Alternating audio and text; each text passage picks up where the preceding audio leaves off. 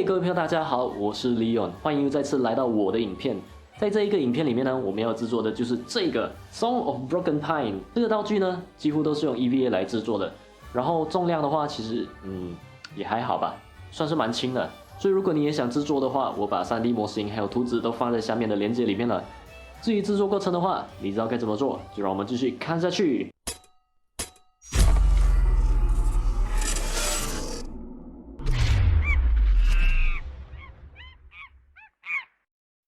首先准备好图纸，先用平面版型把这个部分先切出来，然后复制2份到 1cm 的 EVA 上，之后再小心的切出来。切割的时候也是尽量把手维持在同一个角度切割，这样切出来的切缝才会完美。之后把图纸中间直径大概2cm的部分移除掉，然后复制4份到 1cm 的 EVA 上，同样的小心的切出来。接下来涂上荆棘番茄酱，也就是黄椒。然后涂抹均匀，等不粘手之后，把这些部分都粘起来。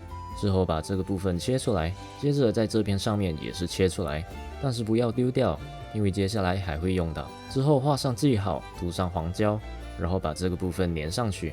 这个边缘的条状物也是别忘了，另一边也是粘上去之后，把另一片大片的也粘上去，就像这个样子。接下来切出这条细节，然后复制到 1cm 的 EVA 切出来，然后再粘上去。当然4边都要。之后就是这个牛角包部分，同样的也是用 1cm 的 EVA 切好后粘上刚才切出来的牛角包，然后在上面画上打磨记号，同时也画上这些记号。打磨边缘翅膀部分将会分成几段来磨，先从外面的磨进里面，这样才能磨出层次感。接下来就是拿去打磨了，先用粗的磨头粗磨塑形，然后再用细的磨头磨画，当然也不要忘了这个牛角包。接下来这个部分粘上多一层 5mm 的 EVA， 然后再准备剩余的需要打磨的部分，这些部分也都是用 1cm 的 EVA 来制作。切出来后画上记号，就可以拿去打磨了。打磨后就会像这个样子。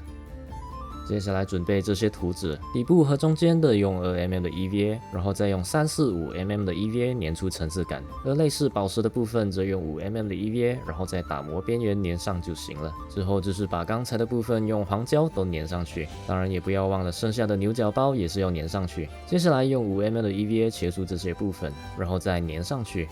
这样这个部分大致上就完成了。翅膀处则可以用乌虎粘起来，因为乌虎的操作时间比较长，比较容易控制。之后就是制作刀刃的部分，把图纸复制到60度 5mm 的 EVA 上，然后刀刃中间部分稍微的往内斜切，这样才能制造出中间凸起的棱角。之后先把上面的细节都画上去，当做粘合记号，然后再用502胶水粘起来。那些画上的细节可以当做粘合的记号，这样在粘合后才能保持直线不会变形。接下来把刀刃粘上刚才制作的部分，之后用 5mm 的 EVA 切出2条 EVA 条作为支撑，然后粘在刃的内部中间。这个部分则是用来支撑内部的 PVC 水管，然后就可以塞入直径2cm 的 PVC 水管。塞进去后也暂时还不要粘起来，因为还需要矫正。接下来把刃的图纸复制到60度 5mm 的 EVA， 刃边缘往内大角度斜切，粘合刀刃中心部位的部分稍微往内斜切，然后先把刃部都连起来，之后把向外折的部分从后面浅切，接着再把前后的刃都粘起来。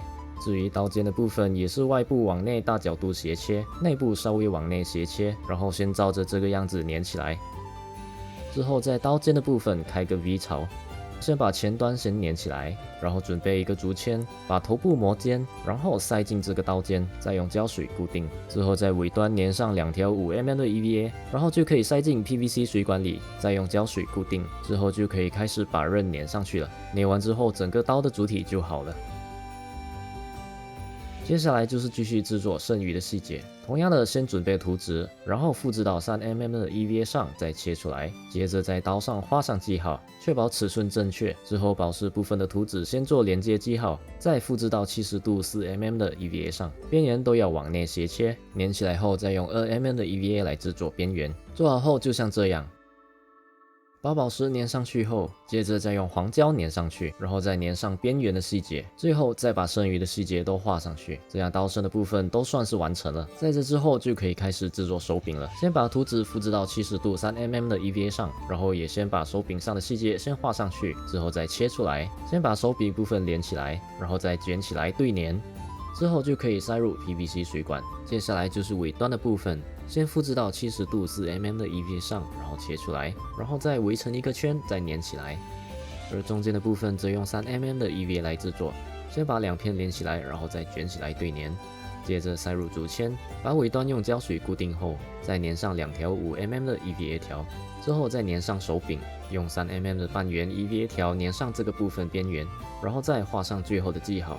之后就可以把所有画上的记号用刀浅切，这样在上色遮盖的时候会更加容易。这时候机智的我发现差点忘了这个部分，这个部分只需要用3mm 的 EVA 来切割，然后粘上去就搞定了。最后上色前的步骤就是先用热风枪封孔，还有把所有浅切的部分都撑开，然后就可以照常打底上色了。打底后我先喷上银色，然后把这些银色部分先遮盖，之前切的槽在这里就可以派上用场了。先把这些部分遮盖后，就可以开始上下一个颜色，而这次就轮到边缘的黑色，同样的把黑色部分都遮盖掉，然后就到金属蓝。金属蓝的上色方式则是用银色打底，这样才会有金属光泽。之后也是同样的遮盖掉需要保留的颜色，然后再喷上银色。我把这个银色部分分开来上色的原因就是这样的方式来遮盖的话会比较简单。过后就到手柄了，手柄则是用比较深的金属蓝色，然后再把手柄遮盖起来，接着用刀把遮盖贴切出来去除，就像这个样子。所以一开始才会在上色前先用刀刻线，最后就是喷上金色，这样上色的部分就完成了。而最后的点缀就是用黑色亚克力画上阴影来凸显立体感就完成了。